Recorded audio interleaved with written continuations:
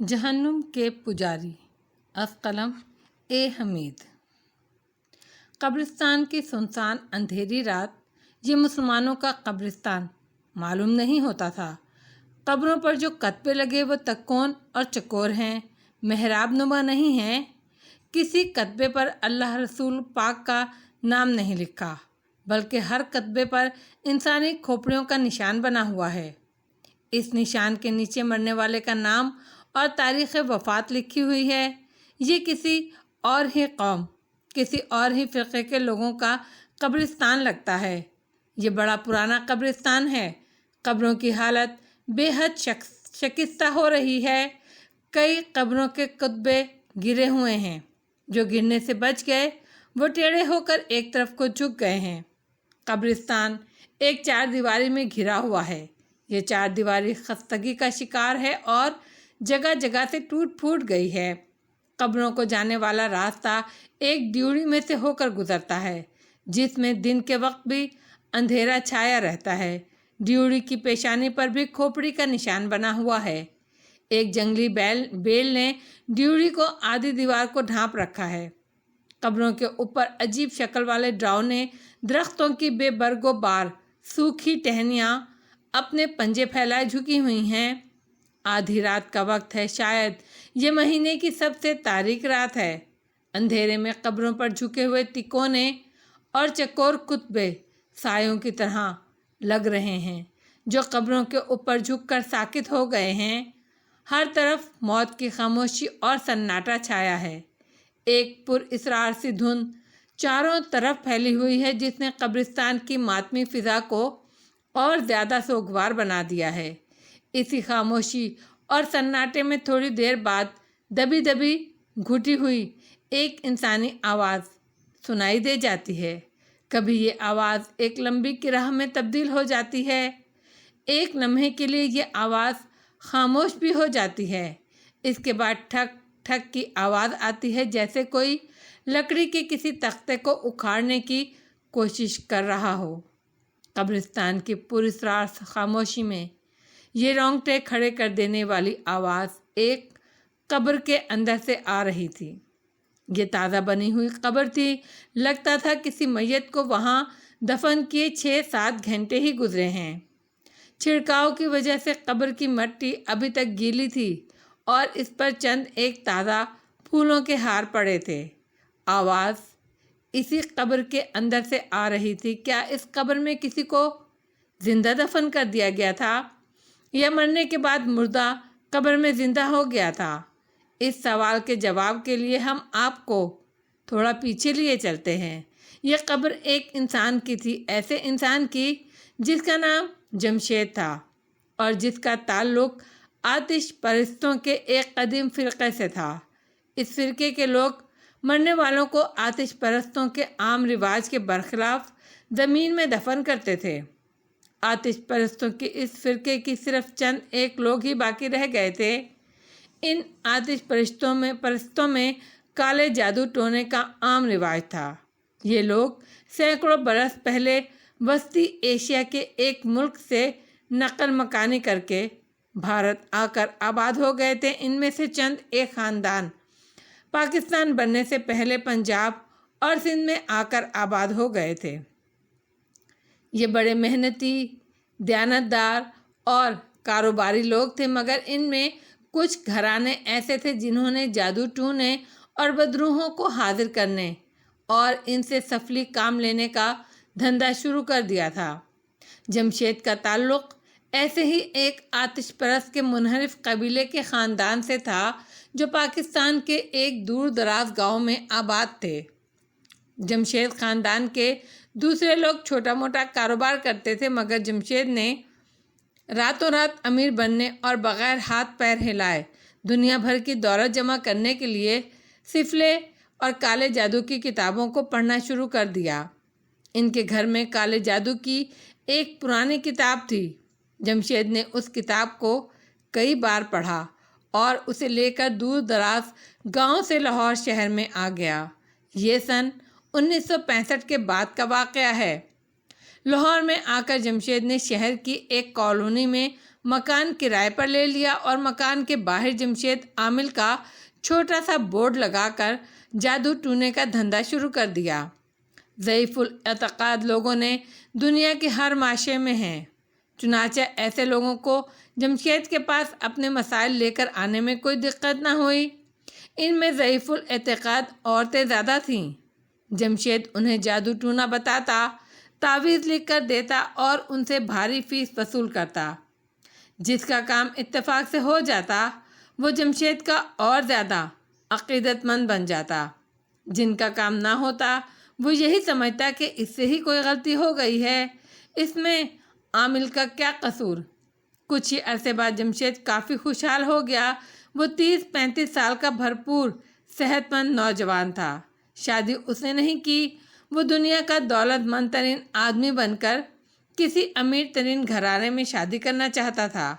یہ جمشید کا ایک دیرینہ خواب تھا جو ابھی تک پورا نہیں ہوا تھا۔ وہ اچھی طرح سے جانتا تھا کہ یہ خواب صرف کالے جادو کے کسی کاریگر ٹونے ٹوٹکے سے ہی پورا ہو سکتا ہے۔ اس کے لیے ضروری تھا کہ کسی نہ کسی بدرو یا بھوت کو قابو کر کے اس کے ذریعے بینکوں اور بینک کے لاکر اور دولت مند لوگوں کی تجوریوں میں رکھی دولت حاصل کرے۔ جمشید ایسے ہی کسی جن یا بدرو کی تلاش میں لگ گیا۔ اس نے کالے جادو کی ایک کتاب میں افریتی نام کی ایک بدرو کے بارے میں پڑھا کہ یہ بدرو اتنی طاقتور ہے کہ اسے دنیا کے سارے دفن شدہ خزانوں کا علم ہے۔ اگر یہ قابو میں آ جائے تو آدمی ساری دنیا کی دولت حاصل کر سکتا ہے۔ کتاب میں لکھا تھا کہ افریتی بدروح کو قابو کرنے کے واسطے کالے جادو کا ایک چلہ کرنا پڑتا ہے، لیکن اس چلے میں ایک بہت بڑا خطرہ بھی ہے۔ اگر اس چلے میں ذرا سی بھی کمی رہ جائے اور کالے جادو کا عمل الٹا پڑ جائے تو چلہ کرنے والا ایک ایسی اذیتناک مصیبت میں پھنس جائے گا جس سے اسے قیامت تک چھٹکارا نہیں ملے گا۔ اس کتاب میں کالے جادو کے چلے کے وہ منتر بھی درج تھے اور یہ بھی لکھا ہوا تھا کہ یہ چلہ آتش پرستوں کے منحرف فرقے کے مردہ عورت یا مرد کی قبر میں بیٹھ کر اس کی کھوپڑی پر موم بتی جلا کر کیا جائے۔ عامل جمشید نے اسی وقت آفریتی بدروح کو قابو کرنے کے لیے چلہ کرنے کا فیصلہ کر لیا۔ وہ یہ بھول گیا کہ اگر چلے اور کالے جادو کا عمل الٹا پڑ گیا تو وہ کسی اذیتناک عذاب میں گرفتار ہو سکتا ہے۔ اس کا صرف اتنا اس کو یاد تھا کہ کالے جادو کے اس عمل کا چلہ کاٹنے کے بعد ایک ایسی بدروح اس کے قبضے میں آ جائے گی جو اس کے حکم کی غلام ہوگی اور اس کے ایک اشارے پر شہر کے تمام بینکوں اور زمین کے نیچے دفن شدہ خزانوں کی ساری دولت اس کے قدموں میں لا کر ڈھیر کر دے گی۔ پھر وہ شہر کے مضافات میں اپنا ایک عالیشان بنگلہ بنوا کر اس میں عیش کی زندگی بسر کرے گا۔ اس کے پاس نئے ماڈل کی کاریں ہوں گی۔ وہ یورپ اور امریکہ کی سب سے حسین ترین ماڈل سے شادی کرے گا۔ دنیا کے ہر شہر میں اس کے عالیشان بنگلے ہوں گے۔ یورپ کے اخباروں اور رسالوں میں حسین ترین ایکٹریسوں اور ماڈل گرلز کے ساتھ اس کی تصاویر چھپیں گی، اور کوئی تعجب نہیں کہ دنیا کے امیر ترین انسانوں کی حیثیت سے اس کا نام گنیز بک میں بھی آ جائے۔ یہ عامل جمشید کا خواب تھا جسے وہ ہر حالت میں پورا کرنے کا ارادہ کر چکا تھا اور اپنے انجام سے بے خبر تھا۔ جس فرقے سے جمشید کا تعلق تھا، آتش پرستوں کے اس منحرف فرقے کا یہ عقیدہ تھا کہ جو کچھ اس دنیا میں ہے اس دنیا ہی میں ہے، آگے کچھ نہیں ہے۔ جتنی خوشیاں اور غم صرف اس فانی دنیا تک ہیں، محدود ہیں۔ مرنے کے بعد ایک پردہ گر جاتا ہے اور آگے اندھیرا ہی اندھیرا ہے۔ اگرچہ یہ حقیقی آتش پرست فرقے کے عقیدے کے خلاف تھا، کیونکہ حقیقی آتش پرست دوزخ اور جہنم کو مانتے تھے۔ ان کا عقیدہ تھا کہ مرنے کے بعد آدمی کے اعمال کا حساب کتاب ہوتا ہے اور اس کی روح کو اس کے اعمال کے مطابق بہشت یا دوزخ میں جگہ ملتی ہے۔ لیکن کالے جادو کے عامل جمشید کے فرقے کے لوگ حقیقی فرقے سے الگ ہو گئے تھے اور ان کے عقائد کو نہیں مانتے تھے۔ حقیقی مرنے والوں کے نزدیک یہ کفر تھا۔ عامر جمشید کی دلدل میں کفر کی دلدل میں ڈوب چکا تھا۔ دولت کی ہوس نے اسے اتنا اندھا کر دیا تھا کہ وہ یہ بھول گیا کہ وہ کفر کے جس راستے پر چل پڑا ہے اس کا انجام عبرتناک ہلاکت کے سوا اور کچھ نہیں ہوگا۔ جمشید لاہور کے مضافاتی کالونی کے مکان میں اکیلا رہتا تھا۔ اس نے کسی کو اپنا دوست یا ہمراز نہیں بنایا۔ محلے والوں سے اس کی معمولی سی سلام دعا تھی۔ محلے والے بھی جمشید عامل کو زیادہ پسند نہیں کرتے تھے۔ وہ جانتے تھے کہ یہ آدمی کافروں والے جادو ٹونے کرتا ہے۔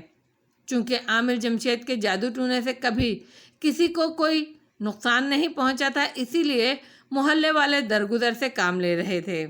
جمشید نے گھر کے کام کاج کے واسطے ایک غیر مسلم ادھیڑ عمر عورت رانی کو ملازم رکھ لیا، جو اس کا کھانا وغیرہ بھی پکاتی تھی۔ جمشید رانی سے بھی زیادہ بات نہیں کرتا تھا، بس اپنے کالے جادو کی دنیا میں گم رہتا۔ جب حصول دولت کے لیے افریتی نام کی طاقتور بدرو کو اپنے قبضے میں کرنے کا منتر جمشید کے ہاتھ لگ گیا تو اس نے اس کا چلہ کرنے کا پروگرام بنا لیا۔ شہر کے باہر اس کے فرقے کے لوگوں کا ایک پرانا قبرستان موجود تھا۔ جب اس فرقے کے کچھ خاندان لاہور کی ایک بستی میں رہا کرتے تھے تو وہ اپنے مردے اسی قبرستان میں دفن کیا کرتے تھے۔ ان کے چلے جانے کے بعد یہ قبرستان ویران ہو گیا اور خستگی اور شکست و ریخت کا شکار ہونے کے بعد اور زیادہ ڈراؤنا ہو گیا۔ عامر جمشید کو کچھ معلوم نہیں تھا کہ اس قبرستان کی کون سی قبر میں کون دفن ہے، کون سی قبر عورت کی ہے، کون سی قبر مرد کی ہے۔ اسے یہ جاننے کی ضرورت بھی نہیں تھی۔ کالے جادو کی کتاب میں لکھا تھا کہ یہ چلہ کسی بھی مرد یا عورت یا مردہ آدمی کی قبر میں گھس کر اس کی کھوپڑی پر موم بتی جلا کر کیا جا سکتا ہے۔ جمشید کے لیے آسانی پیدا ہو گئی، ورنہ اسے یہ معلوم کرنے میں بڑی مشکل پیش آتی کہ کون سی قبر عورت کی ہے اور کون سی قبر مرد کی۔ جمشید ایک روز اپنے فرقے کی قبروں کا جائزہ لینے کے لیے اس ویران قبرستان میں چلا گیا۔ وہ کوئی ایسی قبر تلاش کرنا چاہتا تھا جس کے اندر مردے کی کھوپڑی بھی موجود ہو اور جہاں بیٹھ کر وہ بدرو آفریتی کا چلہ کاٹ سکے۔ یہ چلہ آدھی رات کو شروع ہوتا تھا اور اسے سورج نکلنے سے پہلے ختم ہو جانا تھا۔ اس وقت سب سے طاقتور اور بدروحوں کی مہارانی بدرو آفریتی نے حاضر ہو کر اپنے آپ کو عامر جمشید کے حوالے کر دینا تھا اور اس کا متی ہو جانا تھا۔ جمشید دوپہر کے وقت قبرستان میں آیا۔ دن کے وقت بھی اس قبرستان میں ہو کا عالم تھا۔ ایسی آسیب زدہ خاموشی طاری تھی کہ لگتا تھا ابھی کسی قبر سے کوئی مردہ نکل کر اسے دبوچ لے گا۔ یہ قبرستان جمشید کے ہوش سنبھالنے سے بہت پہلے ہی ویران ہو گیا تھا، کیونکہ لاہور شہر میں اس کے فرقے کا آخری خاندان 50 سال پہلے نقل مکانی کر کے سندھ کے دور دراز علاقوں میں چلا گیا تھا۔ جمشید اسی دور دراز صحرائی علاقے کے ایک گاؤں میں پیدا ہوا تھا۔ لاہور میں وہ ہوش سنبھالنے کے 6-7 سال بعد اپنے خاندان کے ایک بزرگ کے ساتھ اپنے صحرائی گاؤں سے اس قبرستان میں آیا تھا۔ اس کے بعد اسے آج آنے کا موقع ملا تھا۔ کوئی قبر اپنی اصلی حالت میں موجود نہیں تھی۔ کسی قبر کا کتبہ صحیح سلامت نہیں تھا۔ قبریں مٹی کی ڈھیریوں میں بدل چکی تھیں جن میں گڑھے پڑے ہوئے تھے۔ کچھ قبریں ڈھہ چکی تھیں اور ان میں مردوں کی ہڈیاں دکھائی دے رہی تھیں۔ جمشید کو کسی ایسی قبر کی تلاش تھی جس کی چھت سلامت ہو، کیونکہ کالے جادو کی کتاب میں لکھا تھا جس قبر میں بیٹھ کر یہ چلہ کیا جائے اس کی چھت ضرور ہو۔ آخر جمشید کو ایک ایسی قبر مل ہی گئی۔ اس قبر کے پہلو میں ایک کافی بڑا شگاف تھا۔ جمشید نے سر شگاف کے اندر ڈال کر دیکھا۔ قبر کے اندر مردے کا پنجر ابھی تک اسی حالت میں پڑا تھا اور اس کی کھوپڑی بھی موجود تھی۔ شاید کوئی سرجن ڈاکٹر ہی معلوم کر سکتا تھا یہ پنجر کسی عورت کا ہے یا مرد کا۔ جمشید کو اس کا کوئی اندازہ نہیں تھا۔ وہ عورت اور مرد کی لاش کے پنجرے سے اس کی عورت یا مرد ہونے کا پتہ نہیں چلا سکتا تھا، لیکن چلے کی یہ شرط بھی نہیں تھی۔ قبر اگرچہ خستہ حالت میں تھی، لیکن اس کی کرسی اونچی تھی اور سرہانے کی جانب کھوپڑی کے پاس بیٹھنے کی تھوڑی سی جگہ موجود تھی۔ جمشید نے اسی قبر کی نشانی یاد کر لی، یاد رکھنے کے لیے وہاں درخت کی ایک سوکھی ٹہنی بھی توڑ کر لگا دی، کیونکہ اسے رات کی تاریکی میں یہاں آنا تھا۔ قبر دیکھنے کے بعد عامر جمشید اپنے مکان میں واپس آ گیا۔ مکان پر اس کی خادمہ ادھیڑ عمر رانی شام کے واسطے کھانا تیار کرنے میں لگی تھی۔ جمشید نے کپڑے بدلے اور کالے جادو کی پرانی کتاب لے کر دالان میں تخت پوش پر بیٹھ کر وہ منتر یاد کرنے لگا جو اس نے آفریتی چڑیل کا چلا کاٹتے وقت قبر کے اندر پڑھنے تھے۔ کالے جادو کی کتاب میں 25 صفحوں کی چھوٹی سی پرانی کتاب تھی اور اس کے ورق خاصے خستہ ہو رہے تھے۔ وہ آتش پرستوں کے منحرف فرقے کی قدیم ترین زبان اور اسی رسم الخط میں لکھی ہوئی تھی۔ جمشید یہ زبان بول اور پڑھ سکتا تھا، یہ ان کے منحرف قبیلے کی خاندانی زبان تھی، وہ اپنے گھروں میں یہی بولتے تھے۔ نوکرانی رانی چھوٹے سے باورچی خانے میں کھانا تیار کر رہی تھی۔ موسم ستمبر کے مہینے کی آخری تاریخوں کا تھا اور دن دہاڑے ٹھنڈے ہونا شروع ہو گئے تھے۔ اتنے میں نوکرانی رانی دوپٹے کے پلو سے ہاتھ صاف کرتی ہوئی تخت پوش کے قریب آ کر فرش پر بیٹھ گئی۔ جمشید نے کتاب بند کر دی، رانی کی طرف دیکھا اور پوچھا، کیا بات ہے رانی؟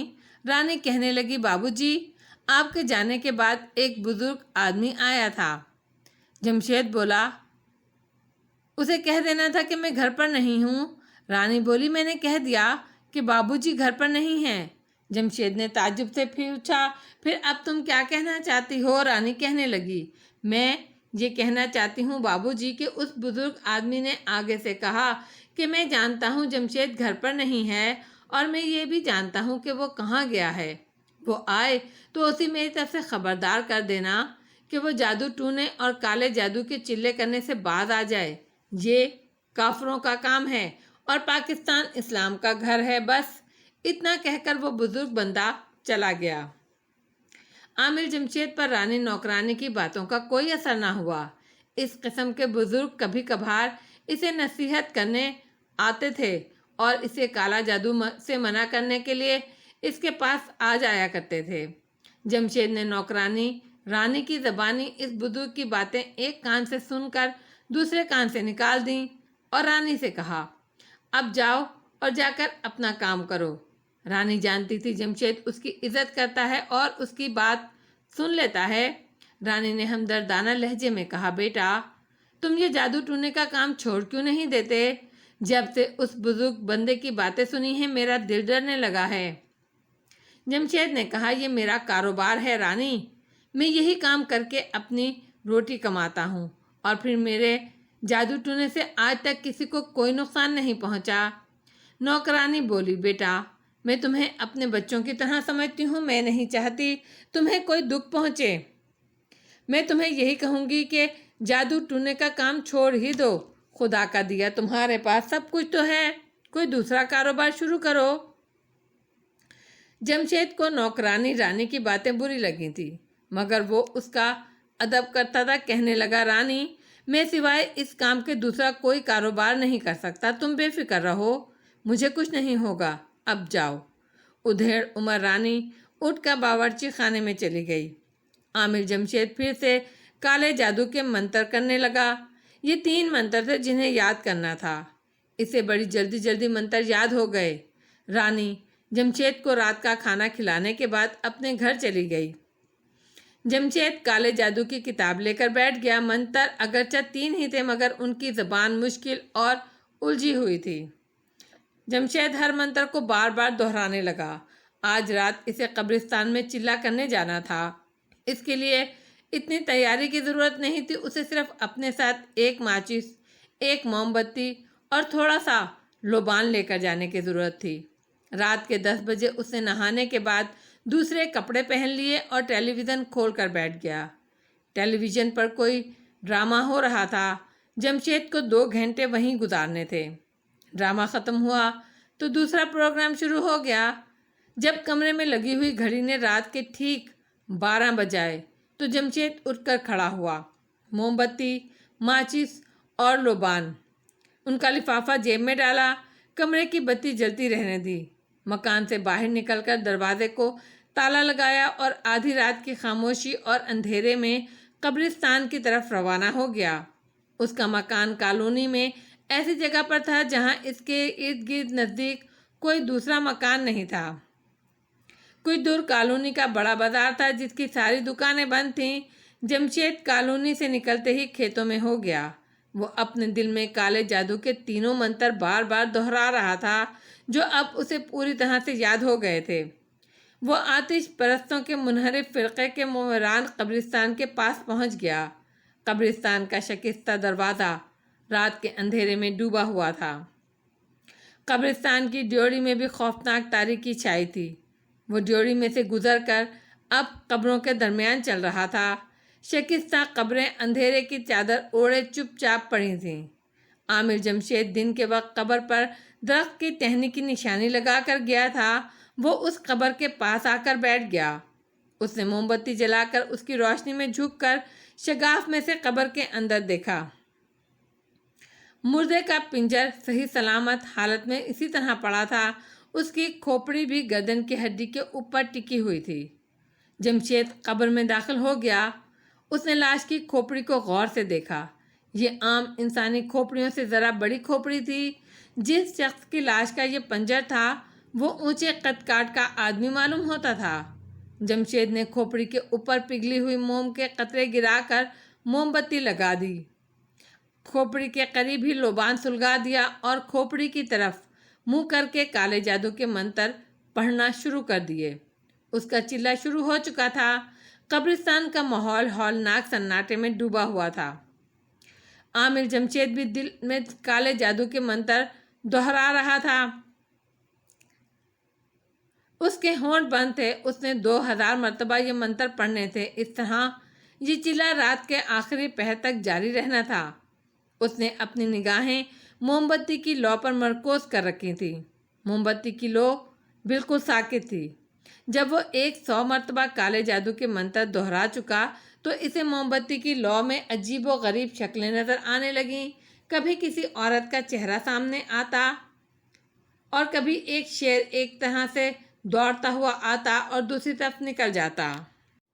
کبھی ایک ڈراؤنا انسان نما چہرہ نمودار ہو کر جمشید کو ڈرانے کی کوشش کرتا، مگر جمشید ایک تجربہ کار عامل تھا۔ وہ بالکل نہیں ڈرا، اپنی جگہ پر جم کر بیٹھا رہا اور کالے جادو کے منتر پڑھتا رہا۔ پھر ایسا ہوا کہ موم بتی کے شعلے میں نظر آنے والی ساری شکلیں غائب ہو گئیں اور کھوپڑی نے تھوڑی سی حرکت کی۔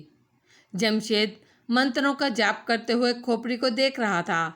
کھوپڑی پر ایک تھر تھراہٹ سی طاری ہو گئی۔ کھوپڑی پر جمی ہوئی موم بتی کی لو بھی تھر تھرانے لگی۔ اسے سرگوشیوں کی آوازیں سنائی دے رہی تھیں۔ کچھ پتہ نہیں چل رہا تھا یہ سرگوشیاں انسانوں کی ہیں یا کالے جادو کی بدروحوں کی ہیں۔ جمشید پوری توجہ سے منتر پڑھتا رہا۔ اچانک ایک ہلکے سے دھماکے کے ساتھ کھوپڑی اچھل کر نیچے گری۔ پھر ایک کربناک چیخ کی آواز بلند ہوئی۔ جمشید ایسا عامل بھی ڈر کر پیچھے ہٹ گیا۔ کھوپڑی کے اچھلنے سے موم بتی نیچے گر کر بجھ گئی۔ جمشید یہی سمجھا کہ جس بدروح آفریتی کا وہ چلہ کر رہا ہے وہ منتر پورے ہونے سے پہلے حاضر ہو گئی ہے۔ اس نے جیب سے ماچس نکال کر جلائی اور نیچے گری ہوئی موم بتی کو پھر سے روشن کیا اور دیکھا کہ کھوپڑی اپنی جگہ پر ہی تھی، مگر اس کا ماتھے سے اوپر کا حصہ ٹوٹ کر الگ ہو چکا تھا اور کھوپڑی کی ایک آنکھ میں سے سیاہ دھوئیں کی ایک پتلی سی لہر سانپ کی طرح بل کھاتی ہوئی باہر نکل رہی تھی۔ اس کے دیکھتے دیکھتے کھوپڑی کی آنکھ کے سوراخ میں سے دھواں نکلنا بند ہو گیا اور سوراخ میں سے ایک کالا بچھو نکل کر آنکھ کے سوراخ سے چمٹ کر ساکت ہو گیا۔ جمشید یہ سب کچھ بڑے غور سے دیکھ رہا تھا۔ وہ خوفزدہ نہیں تھا مگر حیران ضرور تھا کہ یہ سب کچھ اس کے چلہ پورا کرنے سے پہلے کیسے وقوع پذیر ہو گیا۔ وہ یہی سمجھ رہا تھا کہ بدروحوں کی مہارانی بدروح آفریتی اس ٹوٹی ہوئی کھوپڑی میں سے نمودار ہو گئی۔ اس نے دوبارہ منتروں کا جاپ شروع کر دیا۔ ابھی اس نے دوبارہ منتر پڑھنا شروع ہی کیے تھے کہ اچانک وہی ڈرونی چیخ ایک بار پھر بلند ہوئی اور ٹوٹی ہوئی کھوپڑی اچھل کر اتنے زور سے جمشید کے ماتھے سے ٹکرائی کہ وہ پیچھے کو گر پڑا۔ موم بتی بجھ گئی۔ جمشید پر خوف طاری ہو گیا۔ وہ گھبرا کر اٹھا اور قبر سے نکل کر قبرستان کی ڈیوڑھی کی جانب دوڑنے لگا۔ ڈیوڑھی سے نکل کر وہ بھاگتا ہوا اندھیرے میں اجاڑ میدان کی سوکھی جھاڑیوں میں الجھتا ایک کھیت میں آ کر بیٹھ گیا۔ اس کا سانس پھول گیا تھا، ماتھے پر پسینہ آ گیا تھا، جسم گرم ہو رہا تھا، اس کا سانس تیز تیز چل رہا تھا۔ اسے کچھ معلوم نہیں تھا یہ سب کچھ کیا اور کیسے ہو گیا۔ وہ گرتا پڑتا اپنے مکان میں آ گیا، دروازہ کھول کر اوپری کمرے میں جا کر بستر پر گر پڑا اور گرتے ہی اس پر بے ہوشی طاری ہو گئی۔ اسے ہوش اس وقت آیا جب اس کے کان میں ملازمہ رانی کی آواز آئی۔ یہ آواز اسے دور سے آتی ہوئی محسوس ہو رہی تھی۔ رانی کہہ رہی تھی، بابو بیٹا یہ دوا پی لو۔ جمشید نے آنکھیں کھول دیں۔ اس کی آنکھوں سے سیک نکل رہا تھا۔ اس نے اٹھ کر بیٹھنا چاہا مگر وہ اپنے جسم کو حرکت نہیں دے سکا۔ اس نے دیکھا کہ وہ اپنے ہی بستر پر اسی حالت میں پڑا ہے۔ روشن دان میں سے دن کی روشنی آ رہی ہے۔ رانی اس کے قریب بیٹھی ہے اور اس کے ہاتھ میں شیشے کا گلاس ہے جس میں کسی دوائی کا نسواری رنگ کا مکسچر ہے۔ جمشید نے بول کر کچھ پوچھنا چاہا لیکن یہ دیکھ کر اس کے جسم میں خوف کی لہر دوڑ گئی کہ اس کی زبان بند ہو گئی تھی۔ وہ بول نہیں سکتا تھا۔ اس نے منہ کھول کر کچھ کہنا چاہا مگر اس کا منہ پھر بھی نہ کھلا۔ اس کی صرف آنکھیں حرکت کر رہی تھی، باقی سارا جسم جیسے پتھر کی طرح ساکت ہو گیا تھا۔ اس کے ساتھ یہ کیا ہو گیا تھا؟ یہ سوچ کر عامر جمشید کا دل ڈوبنے لگا۔ وہ سب کچھ سن رہا تھا، اسے رانی کی آواز سنائی دے رہی تھی مگر وہ بول نہیں سکتا تھا، ہاتھ اٹھا کر دوائی کا گلاس بھی پکڑ نہیں سکتا تھا۔ رانی بیچاری سخت گھبرائی ہوئی تھی۔ اس نے جمشید کا منہ کھول کر چمچ سے دوائی ڈالنے کی کوشش کی مگر جمشید کے بند ہونٹ اپنی جگہ پر جم کر سخت ہو گئے تھے۔ رانی رونے لگی۔ اس نے دوائی کا گلاس ایک طرف رکھا اور جلدی سے کمرے سے نکل گئی۔ تھوڑی ہی دیر بعد وہ محلے کے ایک ڈاکٹر کو لے کر آ گئی۔ جمشید اس ڈاکٹر کو جانتا تھا، اس کا کلینک کالونی کے بازار میں تھا۔ ڈاکٹر نے سیتھوسکوپ نکال کر جمشید کے دل کی دھڑکن چیک کی، پھر اس کا بلڈ پریشر لیا۔ جمشید آنکھیں کھولے ڈاکٹر کو دیکھ رہا تھا۔ ڈاکٹر نے ہلکی سی تسلی آمیز مسکراہٹ سے کہا، جمشید صاحب گھبرانے کی بات نہیں ہے، آپ بہت جلد ٹھیک ہو جائیں گے۔ ڈاکٹر نے اپنے بیگ میں سے ڈسپوزیبل سرنج نکال کر اس میں ایک چھوٹی سی شیشی کا اوپری حصہ کاٹ کر سرنج میں ٹیکے کی دوائی بھری اور جمشید کے بالکل سیدھے پڑے بازو پر سے آستین اونچی کی اور بازو میں انجیکشن لگانے کے لیے جھکا۔ جیسے ہی اس نے جمشید کے بازو میں سرنج کی سوئی چبھونے کی کوشش کی، سوئی ٹوٹ گئی۔ اسے ایسا لگا جیسے اس نے پتھر میں سوئی چبھوئی تھی۔ ڈاکٹر نے جلدی سے جمشید کے بازو کو ٹٹولا۔ جمشید کا بازو سخت تھا، پتھر کی طرح۔ ڈاکٹر نے اس کے سارے جسم کو ٹٹول کر دیکھا، اس کا سارا جسم ہی پتھر ہو چکا تھا۔ ڈاکٹر حیران رہ گیا۔ جمشید کی آنکھیں کھلی تھیں۔ ڈاکٹر نے جمشید سے کہا، یہ سب کیسے ہو گیا؟